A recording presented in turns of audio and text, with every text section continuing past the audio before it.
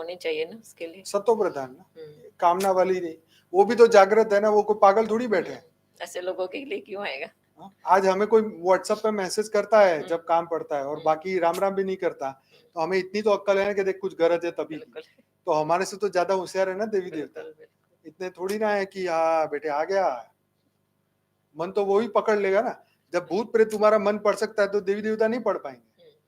और तुम कामना ही लेके जाओगे, इच्छा ही लेके जाओगे, तो फिर वो कहेगा अच्छा चल 50 धक्के खा मेरे मंदिर, रोज सलाम कर आके, रोज यहाँ पे पूजा कर मेरी, फिर मैं सोचूंगा।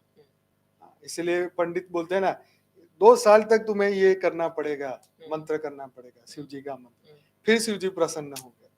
तो क्यों? क्योंकि ये करते करते तुम्हारा अहंकार खत्म होगा, तुम्हारा मन धीरे धीरे सात्विक होगा, कुछ पाने के लायक बनोगे, फिर ऊपर वाला कृपा करेगा, अगर वहां तक पहुंच पाए तो। ये भी तो पुरुषार्थ है ना, कुछ पाने के लिए। अभी हमने एक बहन का किया था पॉडकास्ट, उन्होंने कहा कि मैंने लड़के की प्राप्ति करनी थी, मतलब शादी के बाद बच्चा नहीं हो रहा था, तो बच्चे के लिए मैंने 16 सोमवार किए, तो उसमें शिव जी प्रसन्न हो गए, तो हो गया बच्चा। तो पुरुषार्थ तो करना पड़ेगा ना। तो अब इसमें शिव जी प्रसन्न हुए या कर्म ही था जो बच्चा पैदा होना था? कर्म के बंधन आड़े आते हैं तो क्या होता है कि वो अशुद्धि जब तक होती है तो शुद्ध आत्मा प्रवेश नहीं करती, या अशुद्धि आपके अंदर है तो वो कर्म को रोक के, वो फल को रोक के रखती है।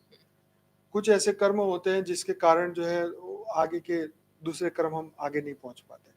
जैसे 2-3 सीढ़ी के, अगर एक सीढ़ी है ऊपर जाने की और बीच में 3 सीढ़ी नहीं है, तो आपको वेट करना पड़ेगा जब तक कुछ और रास्ता ऑल्टरनेटिव निकले।